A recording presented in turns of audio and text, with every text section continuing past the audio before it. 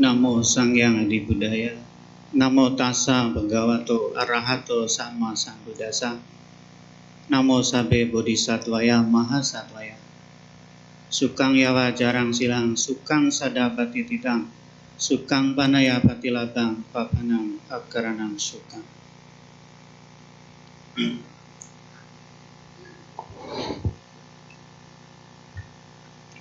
Pada segenap pengurus Wihara Dharma Suka yang saya hormati, para romo, Bapak Ibu,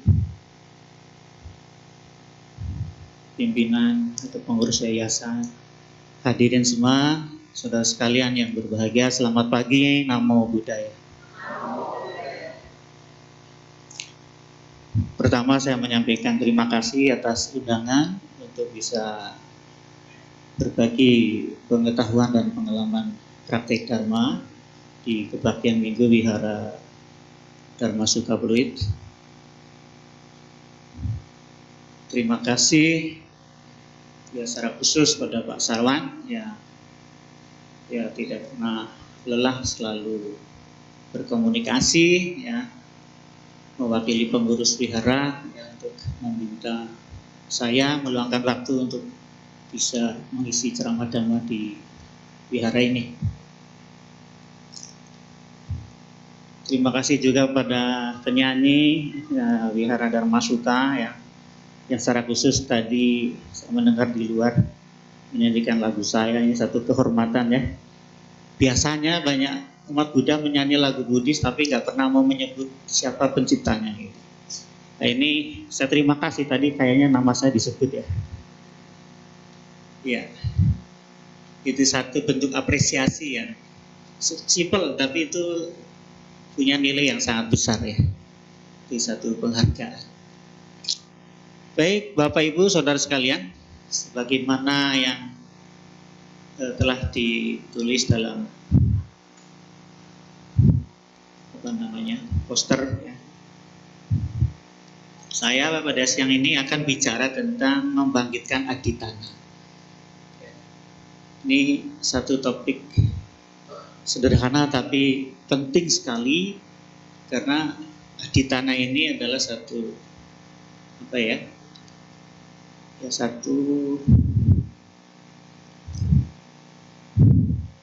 satu sifat baik yang punya pengaruh besar di dalam satu kesuksesan, terutama bagi para biku ya, yang ingin mengatasi duka atau meraih kebahagiaan.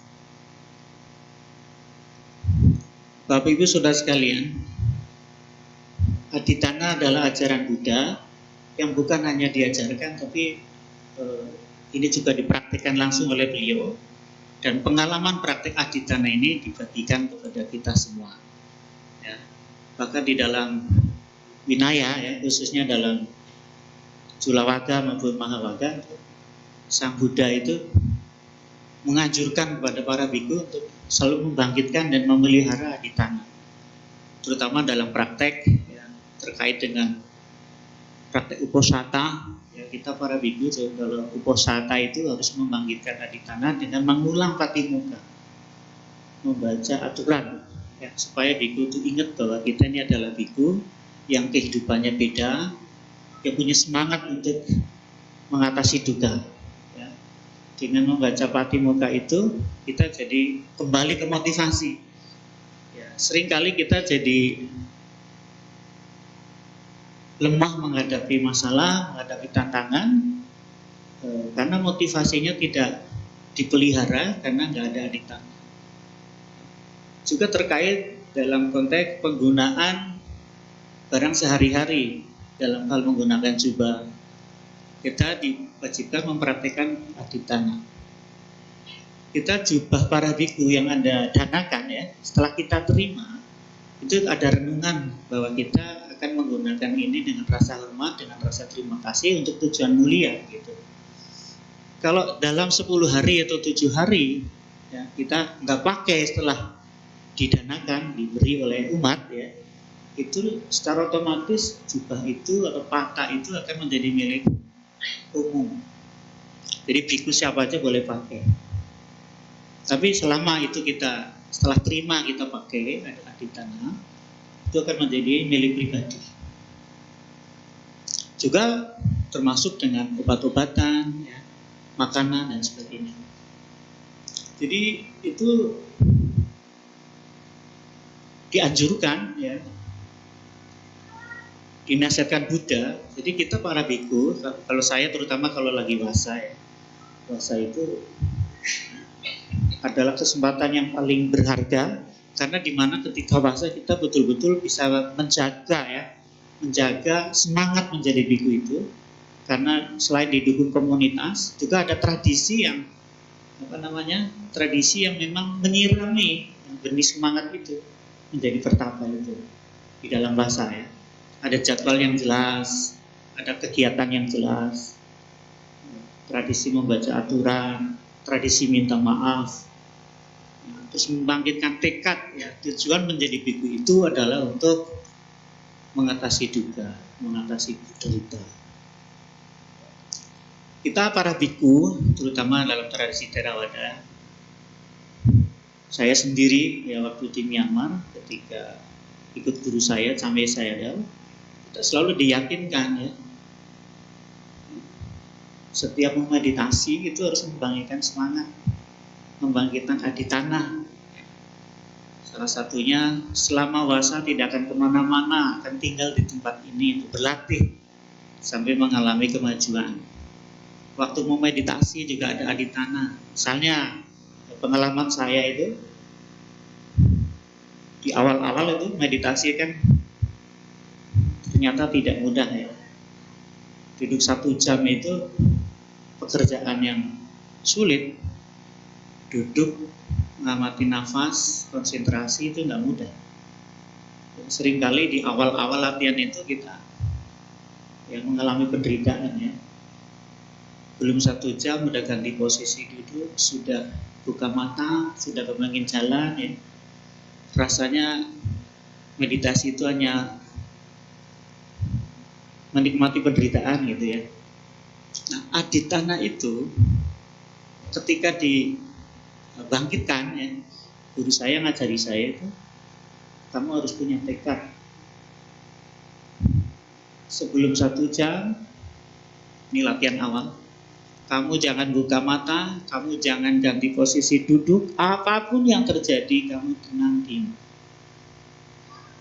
Bila mana muncul perasaan sakit yang teramat sangat, ya, dan itu membutuhkan perhatian kamu, ya, perhatikan rasa sakit itu, tapi jangan buka mata, jangan ganti posisi duduk. Jadi selama 1 bulan tugas saya hanya bagaimana menjaga komitmen, jangan buka mata, jangan ganti posisi, sampai betul-betul akhirnya bisa mengamati namanya objek meditasi. Dan betul, karena ada komitmen, ada aditana, ada niat, ya, ada keteguhan hati. Jadi 1 jam, walaupun, ya, sakit, kita masih bisa melewati tantangan. Kita tidak buka mata, kita tidak ganti posisi duduk. Tugas selanjutnya, ya, kita komitmen lagi untuk bertekad, ya, fokus mengamati objek. Intinya, selama 3 bulan puasa dengan aditana, 3 bulan bisa dilewati dengan baik. Dan ada progres yang darinya yang sulit duduk sehingga bisa duduk 1 jam, bukan hanya bisa duduk tapi bisa mengamati objek dengan baik sehingga bisa duduk dengan baik, ya. Yang tadinya cuma 1 jam bisa duduk 3 jam, dan bukan sekedar duduk ngelamun, bukan, tapi betul-betul bisa mengamati. Jadi dalam hal bagaimana Anda mengalami kemajuan dalam satu program, satu kegiatan, Anda perlu aditana. Aditana ini, ya, sebagaimana yang diajarkan Buddha, ini adalah satu niat baik, tekad yang sepenuh hati itu, ya, yang ditujukan untuk kegiatan-kegiatan mulia, ya, untuk pencerahan, kebijaksanaan, praktek kebenaran, pelepasan, ya, dan praktek kebajikan yang lain, termasuk, ya, Anda ketika ingin mencapai kesucian. Bapak Ibu Saudara sekalian, seringkali seseorang menjadi gagal di perjalanan, putus di perjalanan dalam meraih cita-cita karena orang lupa untuk menjaga, lupa memelihara, membangkitkan niat dan semangat atau yang disebut dengan aditana atau tekad sepenuh hati atau keteguhan hati. Bapak Ibu Saudara sekalian, itu kalau Anda membaca riwayat siswa-siswa Sang Buddha baik siswa awam, para upasaka-upasika seperti Anathapindika, Wisaka, Sujata, dan lain-lain, Tapusa dan Balika, ternyata mereka sampai dalam kehidupan sekarang bisa ketemu Buddha, bisa ketemu Dharma, itu di kehidupan masa lalu sudah punya tekad, punya aditana. Juga murid-murid Buddha, para bhikkhu, para bante, seperti termasuk Kisah Gotami, Atacara, Siwali, termasuk juga murid-murid Buddha yang lain, itu di masa lalu itu sudah punya tekad yang kuat, aditana termasuk Sang Buddha sendiri. Kalau Anda membaca Buddha Wamsa atau kronologis hidup Buddha, atau Anda membaca Triyawat Agung para Buddha itu di sana dijelaskan bahwa orang-orang suci ini bisa meraih cita-cita itu bukan pekerjaan pendek itu satu proses panjang yang pernah diniatkan jauh sebelum kehidupan sekarang. Jadi apa yang Buddha ajarkan kadang memang seperti nggak masuk akal Sayangnya memang ilmu pengetahuan dan teknologi itu bekerja bukan dalam rangka untuk membuktikan apa yang agama-agama ini ceritakan tapi dia satu disiplin ilmu yang independen memang mereka sifatnya ilmu pengetahuan dan teknologi itu punya kehidupan sendiri, walaupun kemudian di dalam pembuktiannya banyak apa yang diceritakan dalam agama itu berkecocokan, berkesesuaian. Tetapi mereka itu bukan dalam rangka membuktikan apa yang agama-agama itu ceritakan. Sehingga kadang-kadang kalau apa yang diajarkan Buddha ini belum diteliti oleh para ilmuwan seakan-akan apa yang Buddha ajarkan ini dongeng gitu Jadi apa yang Buddha ajarkan ini adalah satu kebenaran yang beliau merealisasikan, mengalaminya melihatnya gitu. Jadi Buddha melihat kehidupan ini bukan satu cerita pendek. Beliau melihat dengan kekuatan kebijaksanaan beliau di bacaku mata Buddha beliau itu, beliau melihat bahwa di kehidupan lalu kita pernah hidup, termasuk Sang Buddha sendiri. Jadi beliau itu sebelum menjadi Siddhartha, sebelum menjadi Buddha sekarang pernah jadi pertapa, namanya Pertapa Sumedha di zaman Buddha di Bantara. Itu berkalpa-kalpa tahun yang lalu Kemudian Pertapa Sumedha ini yang tertarik ketika bertemu Buddha di Bantara, yang sebetulnya beliau itu punya kapasitas waktu itu bisa saja kalau mau jadi arahat saat itu beliau bisa, karena beliau waktu itu seorang pertapa yang punya kualitas luar biasa. Seandainya mau jadi pengikut Sang Buddha di Bantara, waktu itu beliau bisa jadi arahat. Tapi cita-cita beliau ingin seperti Buddha di Bantara, ingin jadi Samyak Sang Buddha. Maka beliau hanya minta restu, dan dia bertekad, bersumpah, beraditana. Dia ingin seperti Buddha di Bantara, ingin menjadi Samyak Sang Buddha. Direstui, diberkati, Dan singkat cerita, Buddha di Bantara juga mengatakan suatu saat kamu akan jadi Samyasa Buddha. Beliau terlahir berulang, ya, jadi tadi di surga, jadi anak orang kaya dan lain-lain. Terakhir, beliau menjadi dewa namanya Dewa Setaketu yang tinggal di surga Tusita. Inilah bakal Siddhartha, ya. Dan akhirnya dari sana melihat setelah memindai isi dunia, waktunya sudah mendekati untuk lahir. Para dewa di alam Brahma, di alam Catu Maharajika, di surga Tawatimsa mengingatkan Dewa Setaketu untuk segera lahir di bumi untuk merealisasi kebudayaan. Jangan ya turun lah ya ceritanya, yang melihat di alam dunia ini. Nah, beliau melihat ada orang tua yang luar biasa. Lahirlah jadi Pangeran Siddhartha itu. Dan kembali ketika beliau menikmati kehidupan di istana, kemudian melihat 4 peristiwa, akhirnya beliau memutuskan jadi pertapa. Ketika beliau meninggalkan istana, ingin memotong rambut, ya, beliau kembali membangkitkan tekad aditana itu, dipotong rambutnya.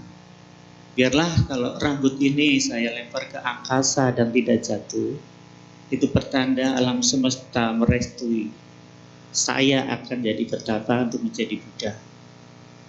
Ya, tekad. Nah, ternyata rambut yang dipotong dilemparkan ke angkasa, ditangkap oleh dewa, diamankan di sana sehingga nggak jatuh.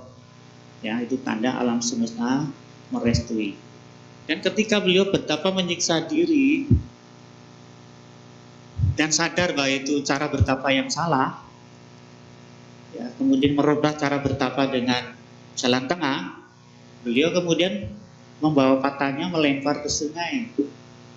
Kalau ya, alam semesta memberkati, pasti patah ini, mangkuk ini akan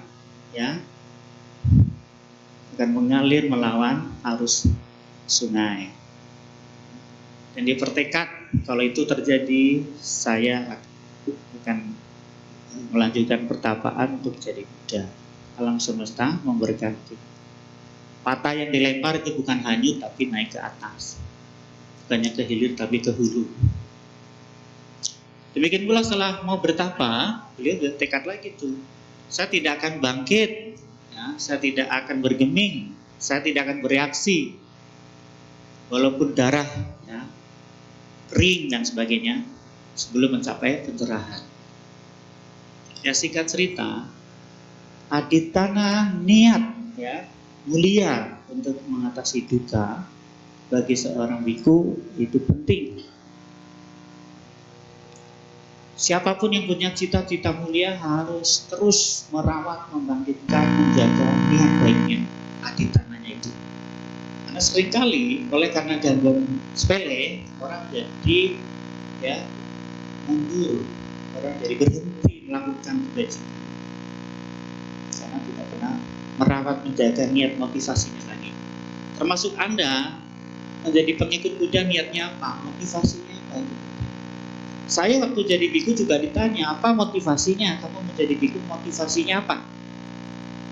Banyak orang motivasinya itu tidak bisa membuat orang itu jadi bisa bertahan lama.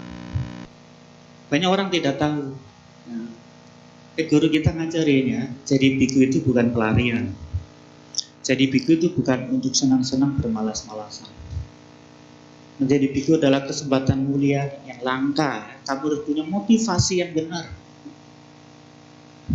Ya, kalau kamu tahu motivasinya yang benar, kamu bisa tahan lama dan kamu bisa mencapai cita-cita. Guru saya sampai saya selalu membimbing kami. Seorang biku sebaiknya punya niat aditana, motivasi jadi biku untuk mengatasi duka, bukan yang lainnya. Jadi sangga dibentuk ini untuk membantu setiap orang bisa mengatasi duka, bisa terbebas dari penderitaan, bukan untuk yang lain-lain, bukan untuk keharuman, bukan untuk kekuasaan, bukan untuk lari dari masalah, ya, bukan untuk senang-senang, bukan, tapi untuk tujuan yang mulia, mengatasi duka. Ini guru saya selalu mengingatkan begitu. Terutama kalau Beliau kita kalau Cai Cago selalu baca Patimokkha, ya setelah baca Patimokkha biasa ada nasihat dari guru begitu. Bapak Ibu Saudara sekalian, ada satu kisah ya. Ada kisah ada seorang biku bernama Cittahata Thera. Ya, beliau sekarang sudah Thera dan sangat dihormati. Ya, kita bilang yang mulia Cittahata Thera.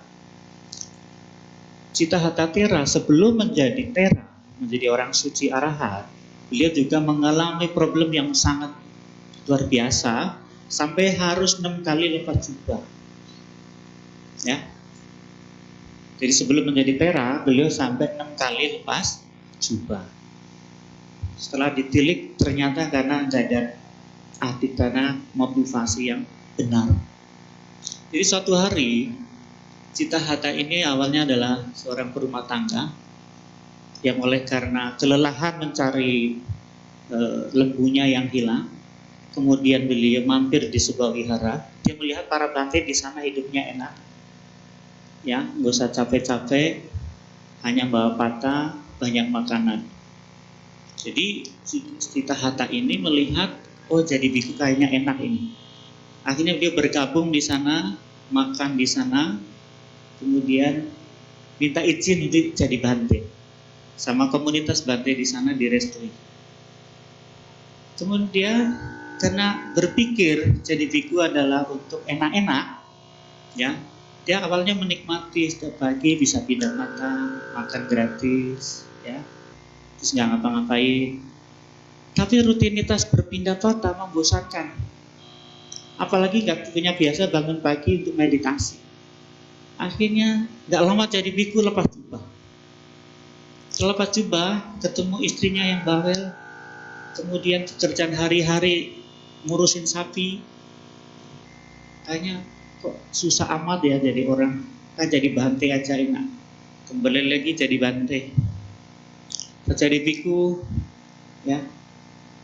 Kemudian dia punya perasaan tidak bisa menikmati, harus meditasi, bangun pagi, pindah patah, harus pakai jubah, nggak bebas dan lain-lain. Ayo lepas jubah lagi.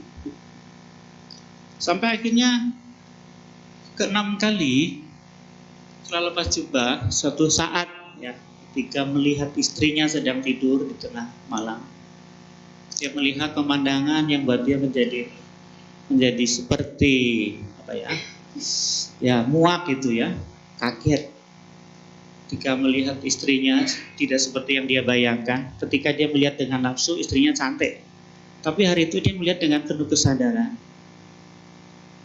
Istrinya yang sedang ngorok, istrinya yang sedang ngiler, yang dari mulutnya keluar air, tidurnya berantakan dan sebagainya, membuat Cittahata ini mengalami satu kesadaran ya.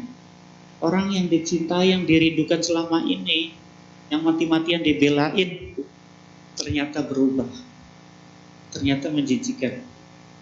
Akhirnya dia berpikir, saya harus jadi biku lagi nih. Ya. Dan sepanjang perjalanan dari rumah menuju wihara, yang dia ingat adalah anicca. Apa yang terjadi pada istrinya itu, ya, membuat dia menjadi ingat ajaran Buddha tentang anicca. Sampai akhirnya sebelum sampai di wihara, dia memahami betul bahwa kamu tidak boleh membenci sesuatu dengan berlebihan karena dia bisa berubah, ya. Atau kamu menyukai sesuatu sampai berlebihan karena itu bisa berubah, itu duka. Apa yang Anda cintai, yang Anda sukai itu berubah. Saat kamu melihat dengan nafsu mungkin menarik, tapi ketika Anda melihat dengan kesadaran, nilainya beda lagi. Orang yang kamu benci juga sama. Ketika melihat dengan nafsu, dia menjengkelkan, tapi dengan kesadaran belum tentu tidak. Akhirnya sampai di wihara, beliau tercerahkan dan bergabung lagi. Jadi setelah 6 kali lepas jubah, untuk ke-7 kalinya, ya, beliau bergabung lagi. Sangga menolak karena menganggap ini main-main. Jadi keluar masuk ya, jadi biku lepas dan masuk lagi lepas. Jadi bante-bantenya ini mikir, ini kehidupan sangga kok buat main-main ya, ditolak. Ya. Tapi kemudian Siddhartha mengungkapkan tekadnya luar biasa, bahwa dia sungguh-sungguh, dia sudah menyadari bahwa untuk menjadi biku harus punya motivasi yang benar untuk mengatasi duka, untuk menjadi orang suci. Dia harus disiplin dan sebagainya. Dan disampaikan berita ini kepada Sang Buddha. Ya. Jadi Sang Buddha melihat, membaca dari batin Cittahatha Thera ini, dan Sang Buddha mengetahui bahwa Cittahatha Thera sekarang dalam kondisi yang beda. Beliau punya motivasi yang baik dan beliau sudah tercerahkan dan diterima di dalam sangga. Jadi Bapak Ibu Saudara sekalian, perjuangan yang berat, perjalanan panjang, tanpa ada niat yang kuat, tekad yang kuat, Anda akan sulit mengatasi rintangan. Sekecil apapun membuat Anda bisa menjadi mundur, kalah. Nah, maka Sang Buddha mengingatkan pada para biku, bahkan sampai akhirnya ditulis dalam Vinaya, supaya biku itu selalu merawat. Ketika pakai jubah punya motivasi yang baik, ketika makan punya motivasi yang baik, ketika tidur diikuti selain rasa syukur terima kasih, bangkitkan ya motivasi yang baik bahwa kamu adalah biku, tujuannya untuk mengatasi duka. Seringkali ya, kalau Bapak Ibu ya, kalau kayak saya dari biku ngalami ya, ada masa-masa di mana biku itu sangat disukai, ada waktunya ya, dihormati. Nah, itu bisa membuat orang lalai. Ada masanya biku itu nggak dibutuhkan ya, ada nama tapi namanya nggak terdengar, itu bisa membuat orang itu patah semangat. Kalau kita nggak bisa merawat, menjaga motivasi, hal-hal ya yang harusnya bisa diatasi menjadi sulit diatasi. Nah, maka kita para biku, Sang Buddha bijaksana ya. Di saat bahasa itu adalah kesempatan untuk merawat aditana, itu penting. Nah, jadi Bapak Ibu, kita bisa bercermin di sini. Anda menjadi pengikut Buddha boleh punya tekad untuk melancarkan, membantu ya, memberi sukses daripada cita-cita saudara. Terutama dalam 4 hal, karena aditana ini hanya boleh dipakai untuk hal-hal yang baik, tujuan mulia ya, untuk kebijaksanaan, untuk pelepasan, untuk praktek kebajikan, kebenaran, dan untuk kesucian atau pencerahan. Dalam hal pelepasan Bapak Ibu, Anda mengerti bahwa praktek berdana itu yang cita-cita atau nilai yang paling mulia dalam praktek berdana adalah pelepasan. Bukan sekedar praktek kasih sayang, bukan sekedar untuk tujuan jalan ke surga, tapi yang utama adalah untuk pelepasan. Jadi, kalau Bapak Ibu mempraktekkan dana harus disertai aditana, bahwa Anda berniat melalui praktek dana ini untuk praktek pelepasan. Kalau Anda bisa melepas dengan ikhlas, dengan baik, satu hari Anda tidak akan pernah menjadi menyesal setelah melakukan kebajikan berdana, karena niat Anda melepas. Tapi kalau tanpa ada niat yang baik seperti itu, kalau dasarnya Anda kasih sayang, Anda kasih orang yang Anda sayangi, ya, tapi dia tidak membalas dengan kasih sayang, Anda kecewa. Ya. Anda kasih monyet pisang, kasihan monyetnya dikasih pisang. Pisang diambil, dompet Anda diambil, bawa lari, ya. Anda akan menderita. Atau Anda sudah kasih orang dana, dia bukannya terima kasih, ya, melupakan kebaikan saudara, itu juga akan menjengkelkan. Nah, sekarang kita harus rawat ya, kita sebagai kama yoni kama bandu. Dalam hal kebaikan ini, saya yang sedang butuh jadi orang baik, saya yang sedang bertekad ingin melepas. Kalau dia terima kasih ya syukur, kalau dia nggak terima kasih urusan dia, hukum karma yang bekerja. Ya. Bapak Ibu Saudara sekalian, ada orang bisa berdana jadi bahagia, ada orang bisa berdana jadi menyesal. Itu dalam hal praktek berdana. Juga dalam hal praktek yang lain. Anda Bapak Ibu perlu berpraktek kebajikan yang lain. Dalam uposatha kita diajarin untuk membaca patimokkha, itu penting sekali. Karena dengan membaca patimokkha para biku jadi ingat kita ini biku, aturannya begini, kehidupannya begini. Ya, harus pakai jubah. Makan sehari 2 kali atau sekali. Ya, dan lain-lain. Anda boleh membangkitkan tekad untuk praktek nilai-nilai yang Buddha ajarkan, termasuk praktek sila. Tadi Bante mengucapkan satu syair Dhammapada ya. Sukang yawa jarang sila, sukang sada patitita, sukang panaya patilatang, papancang akarana sukang. Sukang yawa jarang sila. Praktek sila yang dilakukan dengan baik sampai akhir tua akan mendatangkan kebahagiaan. Kalau Anda dari kenal agama Buddha, berlindung pada Buddha, melaksanakan kebajikan, melaksanakan sila ya, menjaga ya, 5 sila dengan baik sampai tua akan mendatangkan kebahagiaan. Itulah yang dipraktikkan oleh oleh Anathapindika. Anathapindika setelah berlindung pada Buddha, jadi pengikut Buddha, beliau sudah tekad dari awal niatnya mendukung Buddha dan mendukung Sangha. Tidak pernah menyesal telah berbuat baik mendukung Sangha, mendukung Buddha, dan dia melaksanakan sila dengan baik, akhirnya beliau mencapai kesucian Sotapannya.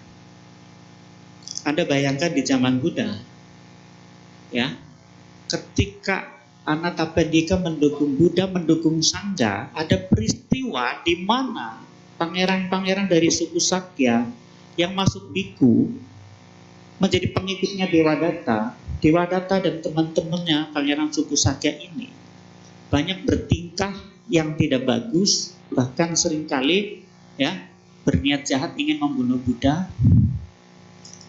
Kasus dari kalau Anda tahu ya, peraturan biku sampai 227 itu bukan setiap biku melanggar. Itu dari kelompok 6 ini yang banyak bertingkah yang tidak bagus ya. Di kelompoknya Devadatta.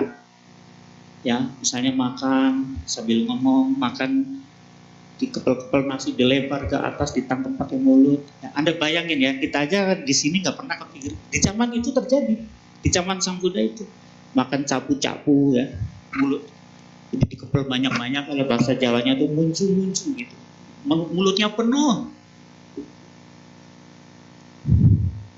makan berisik kayak di pasar, tidak ada sila. Akhirnya dianggap nggak sopan, diatur satu jadi banyak.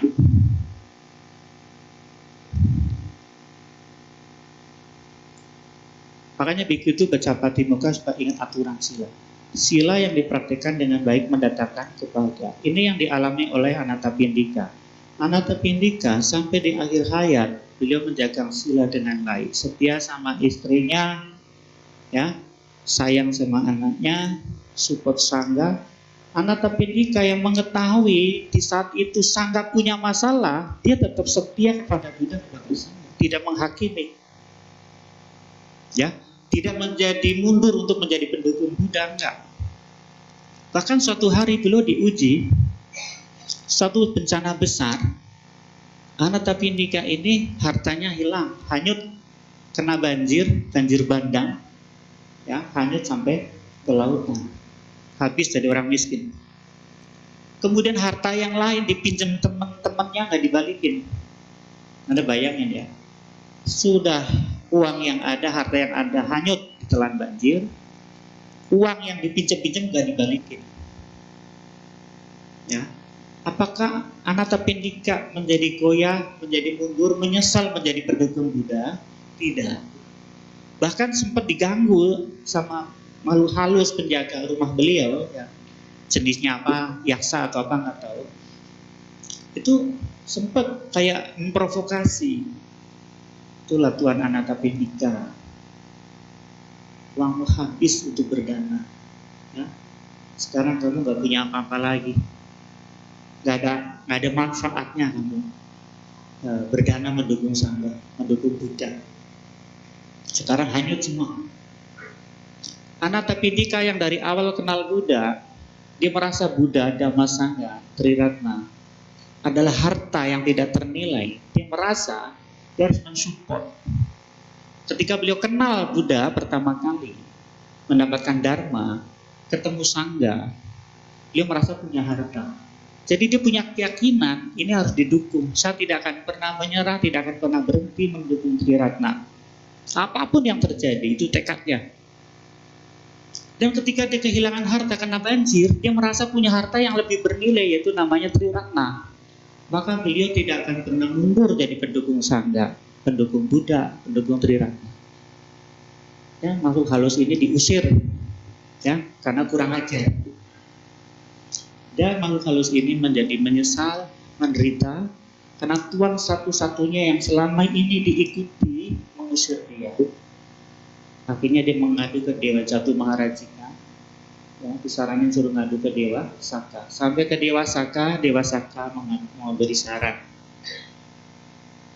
Kamu melakukan kesalahan besar, kurang ajar kepada Tuanmu Anathapindika. Jadi satu-satunya cara kamu harus minta maaf.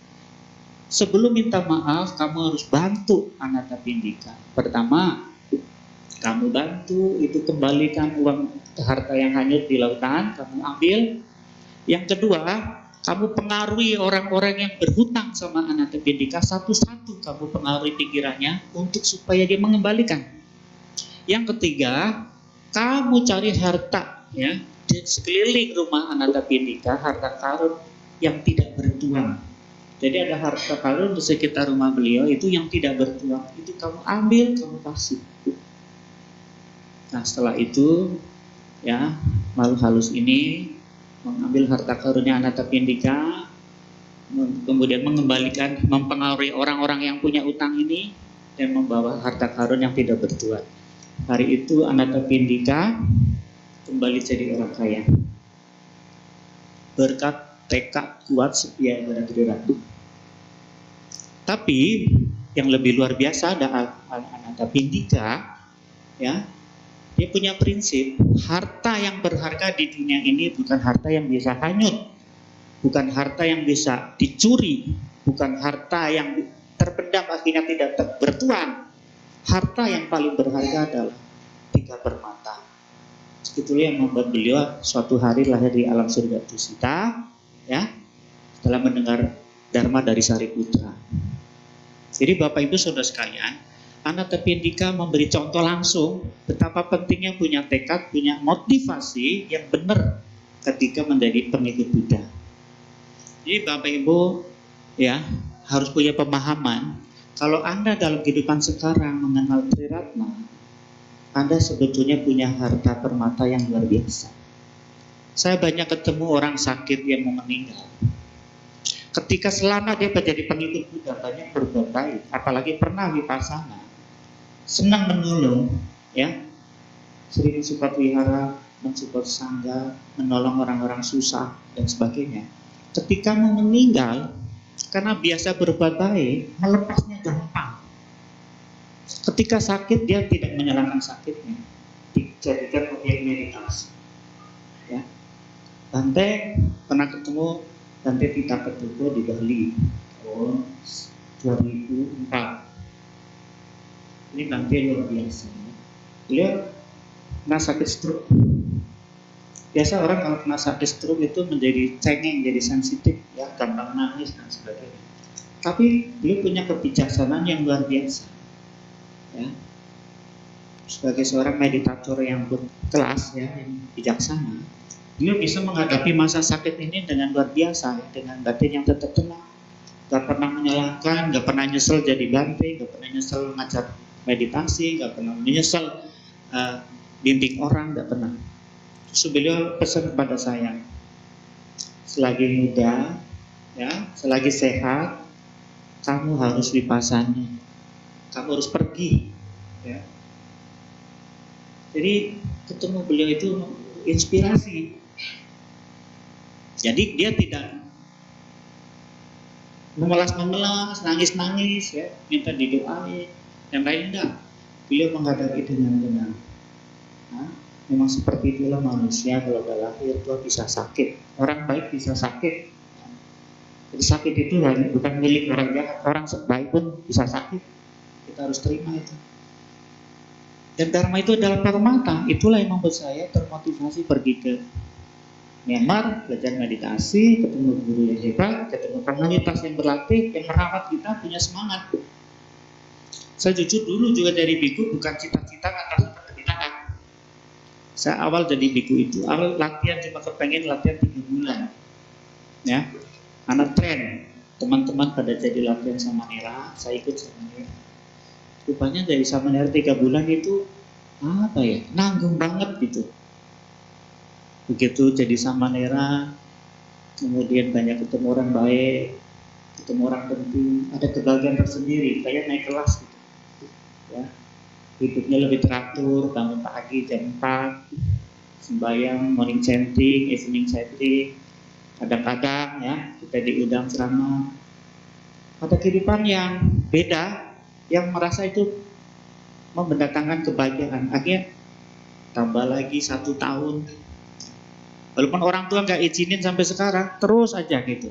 Tapi akhirnya membaca riwayat Sang Buddha itu, membaca cerita atas Tera ini, kita harus merubah motivasi.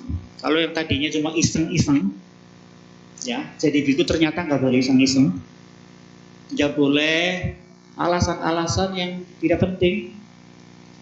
Jadi biku adalah kehidupan mulai yang harus diniati dengan baik, harus merubah motivasi. Nah, kita harus merubah itu. Ya, seperti kita jadi tahu kemana. Ya, bukan karena hal-hal lain. Jadi Bapak Ibu juga sama. Menjadi pengikut Buddha itu harus punya motivasi yang jelas, punya niat yang baik, ya.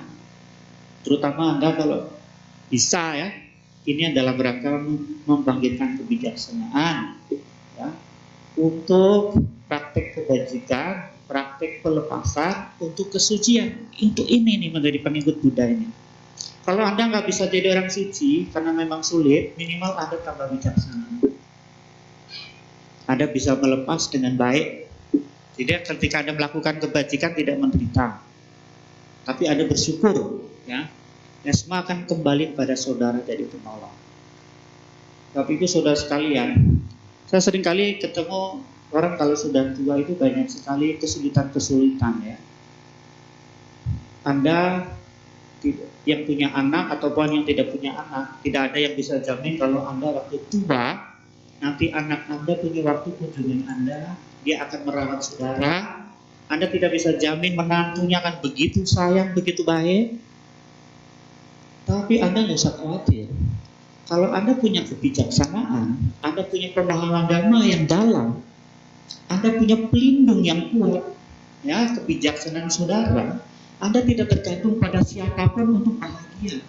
Kebahagiaan Anda bukan tergantung oleh menantunya, bukan oleh anaknya, bukan oleh duitnya, bukan oleh susternya, bukan oleh siapa-siapa. Adalah oleh kebijaksanaan saudara. Anda bisa bahagia di mana saja, kapan saja, dalam kondisi apa saja. Ini yang harus dilatih. Kenapa? Karena nanti kalau sudah tua, tidak selalu. Saya sudah melihat ya, yang anaknya sedikit, ya, kalau sampai anaknya nggak punya waktu neng, ya wajaran yang sedikit. Tapi yang anaknya banyak juga begitu. Tapi yang saya lihat pada orang-orang Buddha yang bijaksana ya, saya pernah ketemu di Bengkulu. Satu romo yang sangat baik, dia pelopor agama Buddha di Bengkulu. Anaknya ada yang jadi tentara, ada yang jadi ini, ada yang jadi itu. Semua jadi orang penting dan dia meninggalkan kotaknya semua. Sehingga tinggal di rumah sendiri dan dia kena sakit stroke. Waktu saya berkunjung, romo ini yang dalam kondisi sakit stroke, tidak ada anak, ya, hanya dirawat sama tetangga. Tapi romo ini tidak menampakkan satu penyesalan jadi pelopor agama Buddha, jadi seorang pandita, jadi seorang pengurus wihara. Tidak ada dalam menurut wajah itu yang menampakkan menyesal jadi umat Buddha.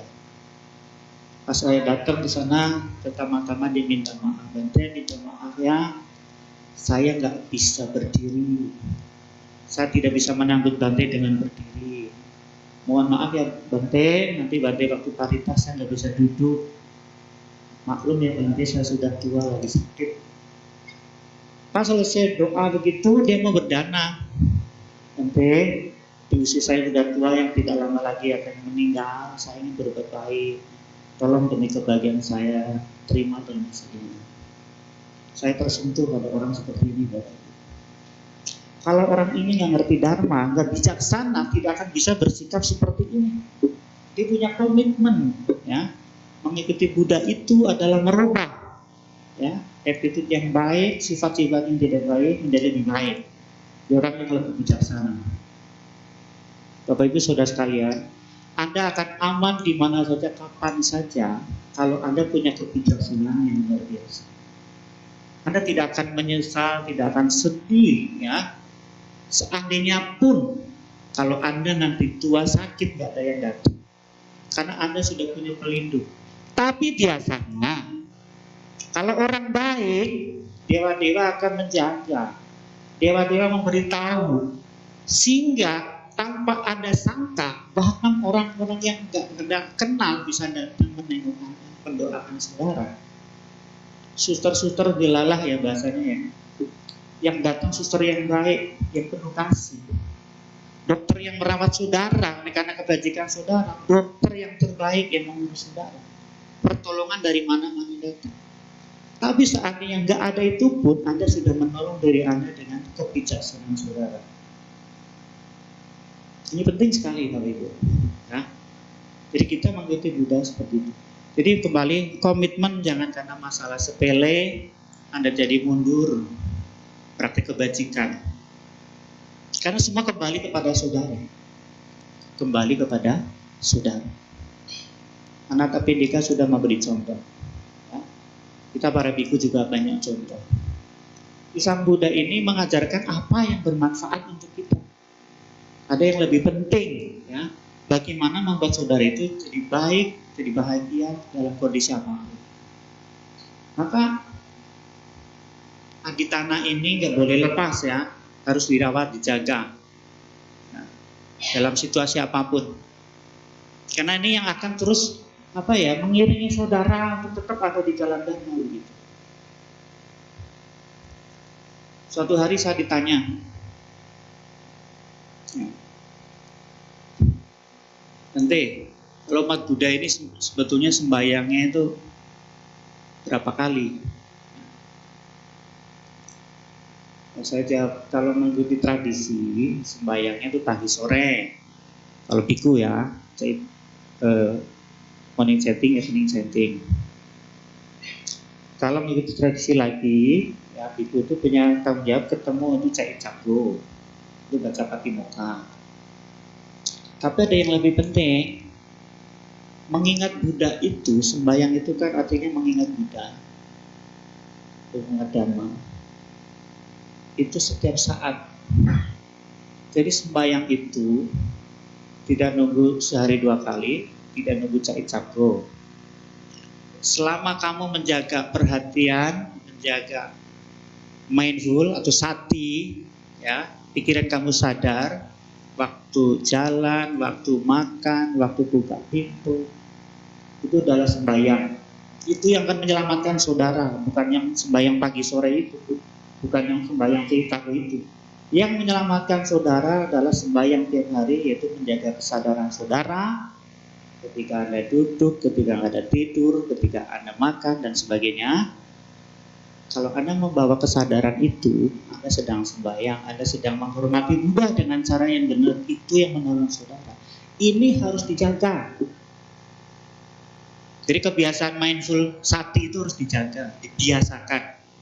Ya, maka ada istilah menjaga kebiasaan baik. Nah, Bapak Ibu Saudara sekalian, umumnya para biku yang mencapai pencerahan itu adalah ketika dia mampu menjaga saktinya dengan baik. Bukan sembahyang tak pagi sorenya. Kan kita sering mendengar ada biku-biku mendengar ceramah Sang Buddha langsung mencapai pencerahan. Karena dia fokus sepenuh hati mendengarkan, total di sana. antara perasaan, pikiran, badan, telinga ada di sana saat itu, memahami kebenaran. Tapi ternyata bukan hanya itu juga sudah dibangun, diniatkan bertahun-tahun lalu, kehidupan lalu sudah punya niat. Jadi bukan karena pengaruh hari kehidupan ini saja ya, tapi itu merupakan akumulasi perjuangan yang panjang. Sudah diniati lama gitu. Nah, jadi Bapak Ibu Saudara sekalian, saya berharap Anda tidak menganggap sepele niat ini, ditinjau kembali. Penting banget punya motivasi, karena dari motivasi dari aditana ini akan menentukan hasil yang Anda capai. Ya, itu yang penting. Ya, ada orang umat Buddha, ya, belum lama jadi umat Buddha ya, mungkin baru 10 tahun. Tapi karyanya luar biasa, karena niat begitu dia ketemu harta permata yang namanya Triratna itu, dulunya bukan pengikut Buddha, tapi kemudian jadi pengikut Buddha karena tercerahkan oleh buku-buku agama Buddha yang dia baca. Dia merasa Triratna ini adalah harta. Langsung dia merasa ini harta ini nggak boleh hilang dan saya harus bagi ini. Selain dia sendiri mengakui, dia menjiwai, dia jalani, dia juga membagikan. Dan dia komitmen. Maka selama 10 tahun jadi pengikut Buddha, banyak karya yang sudah dilakukan. Menyentuh banyak orang. Kenapa? Ada komitmen, ada motivasi yang benar. Ya. Dan apalagi kalau Anda yang sudah terlahir di keluarga Buddha, harusnya lebih semangat. Ya. Nah, kita seringkali kurang menyadari betapa Anda sebetulnya sudah punya harta yang luar biasa, Triratna ini. Maka Anda bersyukur. Ya, mari kita bagikan niat-niat yang baik, ya, termasuk Anda merawat aditana ini dalam praktek-praktek lain yang penting kebajikan, ya. Seperti yang dipraktekkan Gajah Mada, ya. Gajah Mada punya tekad luar biasa, namanya Sumpah Palapa. Saya tidak akan makan buah apa? Saya tidak akan makan buah palapa kalau Nusantara belum bersatu. Itu artinya apa? Dia tidak akan bersenang-senang, dia tidak ingin menikmati kemewahan, dia tidak akan di dalam kekuasaan bergelimang itu, ya, sebelum Nusantara bersatu. Artinya di kondisi ini dalam kacau, dia harus bersatu dulu, merdeka semua, dia baru bisa senang-senang. Itu tekad. Kalau ada mahasiswa saya bertekad tidak akan pacaran sebelum kuliahnya lulus, nah, itu bagus, ya. Jadi tekad ini untuk sesuatu yang baik. Saya bertekad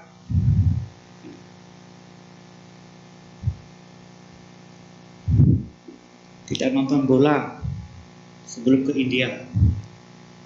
Ya, jangan duitnya habis buat nonton Liverpool. Ya. Anda harus bertekad, ini penting nih. Saya bertekad akan menabung, tidak akan membelanjakan uang ekstra, ya, karena saya punya cita-cita ingin ke India. Selama 5 tahun Anda harus nabung betul, khusus, jangan diutik-utik, jangan ditengokin terus, dikit-dikit ditengokin celengannya. Nah, kalau celengannya jago dipecah. Jadi untuk bisa ke India Anda harus punya niat. Ya. Seringkali umat kita ini untuk ke Singapura punya waktu, punya duit. Ke Malaysia, ke Penang, ya, punya waktu, punya duit. Tapi ke tempat suci Buddha gak punya waktu, gak punya duit karena gak ada niat, gak pernah masuk dalam list. Ya, Anda makan enak habis 20 juta, punya waktu, punya uang. Ya, Anda jalan-jalan senang-senang, ya, shopping mahal-mahal, punya waktu, punya duit.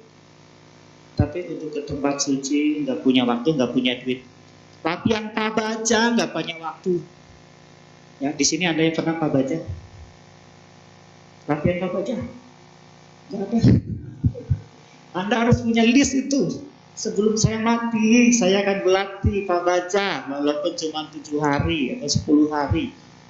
Saya berniat tahun ini ikut Vipassana, boleh. Siapa yang pernah Vipassana? Oh, cuma satu. Ada Bante ini ya?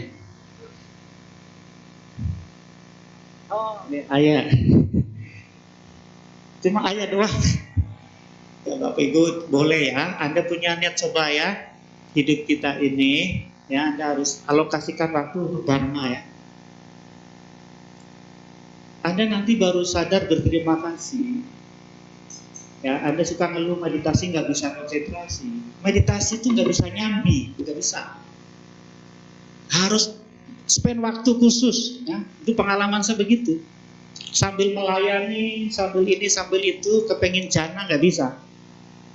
Anda harus luangkan waktu. Saya juga harus begitu. Saya spend waktu 3 bulan khusus ke Myanmar belajar supaya bisa meditasi dengan baik. Saya tinggalkan semua kegiatan di Indonesia. Saya tidak punya janji ini, janji itu. Semua kondisi yang menghalangi saya tinggalkan. Baru bisa meditasi. Nah, seringkali Anda meditasi sebentar, belum konsentrasi, baru semutan, buka mata, terus cerita meditasi gak enak. Ya, kalau baru semutan memang nggak enak Bapak Ibu. Kalau sudah konsentrasi, ya, Anda tambah yakin, tambah percaya surga Anda, nirwana Anda. Saya tambah yakin ketika bisa melewati rintangan tadi, sudah bisa fokus, bisa konsentrasi. Tapi harus dilatih juga. Kalau nggak dilatih, yang namanya jana, yang namanya konsentrasi, nanti lemah lagi, nol lagi. Mungkin bisa bertahan 3 bulan, setahun masih ya meditasi. Anda latihan intensif tuh 3 bulan, 6 bulan, sampai Anda bisa meditasinya bagus. Tapi nggak dilatih itu. Memang bisa sampai sebulan, 2 bulan tetap meditasi, Anda bisa fokus. Lewat situ nanti nol lagi. Ya. Jadi Bapak Ibu Saudara sekalian, itu yang bisa saya sampaikan. Jadi terkait dengan aditana ini, mari Bapak Ibu sering bangkitkan, jangan didiamkan, karena itu akan menjadi landasan yang membawa saudara sukses dalam meraih cita-cita. Cita-cita mulia, ya tidak hanya cukup ya diimpikan, tapi harus ditekadkan, diniati ya, dengan motivasi yang dijaga. Itu saja, semoga bisa dimengerti. Terima kasih. Selamat siang. Namo Buddhaya.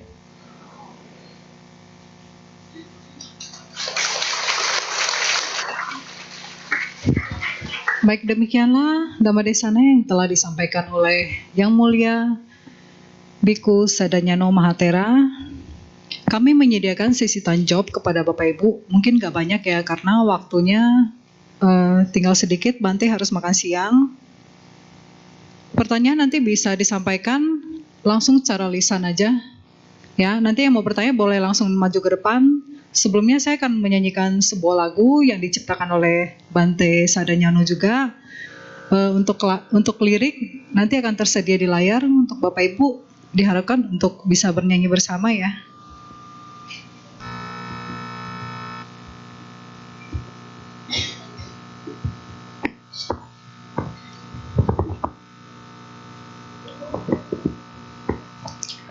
Sebuah lagu berjudul Indah Ajaranmu.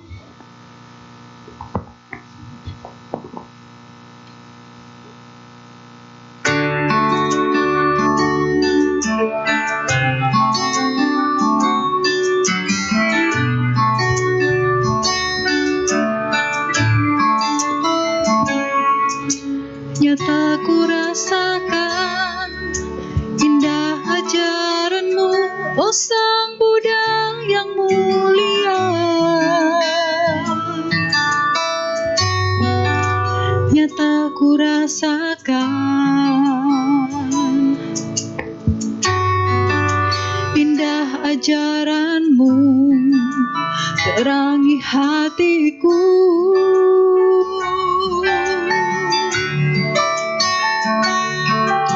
Sampai kapan jua aku kan percaya kepadamu, oh Sang Buddha. Takkan ku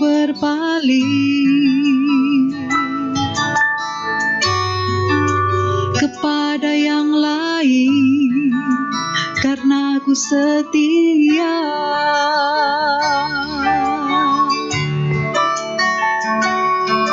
Sungguh aku bahagia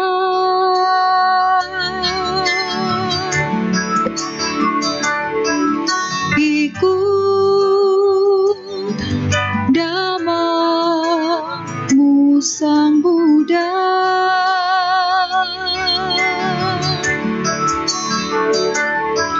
Sungguh aku bahagia dalam jalan Dhamma-Mu Buddha.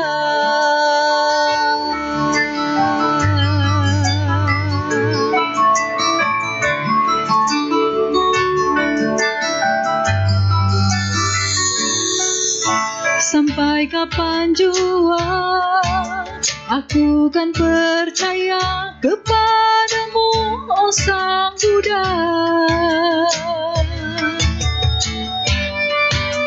Takkan ku berpaling kepada yang lain karena ku setia. Oh, sungguh aku bahagia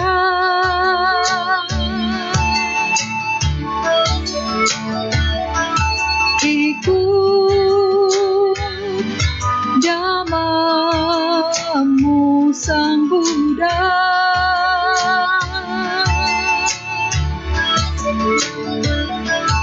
Sungguh aku bahagia dalam jalan Dhamma-Mu Buddha.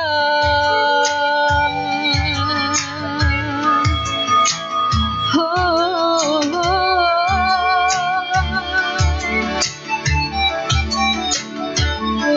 sungguh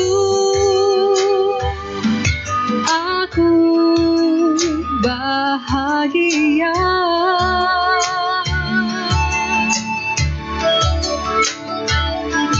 ikut dhamma-Mu Sang Buddha.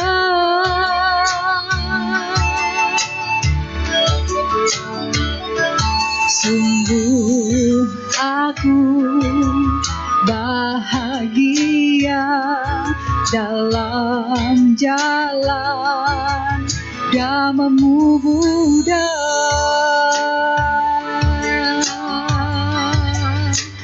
Oh,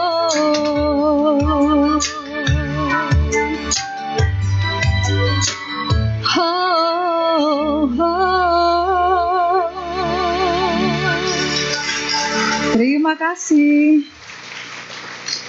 Baik, kita akan memasuki sesi tanya jawab. Untuk Bapak Ibu yang ingin bertanya secara langsung boleh langsung unjuk tangan.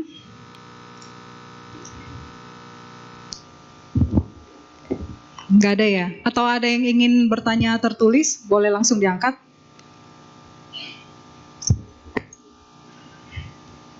Ya, saya tunggu ya. Enggak ada ya? Oh, mungkin nggak ada, Bante udah pada paham kayaknya. Ya, kita kembali ke Bante. Oh ya, sebelumnya boleh kita kasih tepuk tangan dong untuk lagu-lagu ciptaan Bante. Terima kasih Bante untuk semua lagu ciptanya, sangat menginspirasi dan memotivasi kami untuk tetap berjalan di jalan Buddha Dharma. Ya, kita kembali ke Bante untuk memberikan closing statement-nya untuk kita semua. Terima kasih. Terima kasih atas lagu-lagu yang dinyanyikan. Terima kasih sudah mendengar apa yang saya sampaikan, walaupun sederhana. Ya, mohon maaf kalau ceramah saya terlalu serius dan ngantuk. Ya, tapi saya berharap ini bermanfaat dan Anda bisa meninjau kembali motivasi Anda dalam berbuat baik dan juga di dalam menjadi pengikut Buddha itu. Nah, semoga dengan memiliki tekad yang kuat, motivasi yang benar, cita-cita mulia Bapak Ibu bisa tercapai. Itu saja, terima kasih.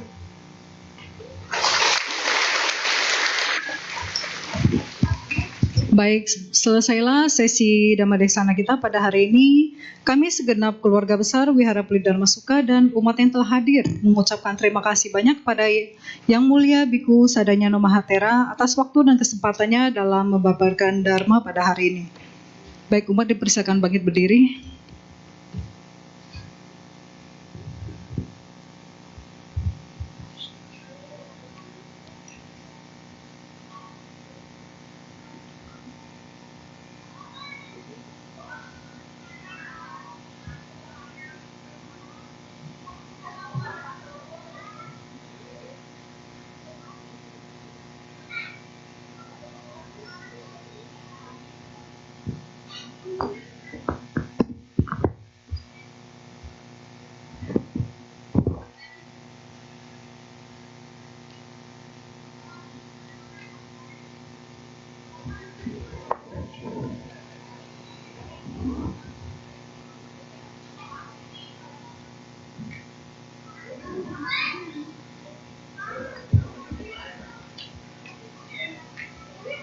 Terima kasih Bante. Terima kasih.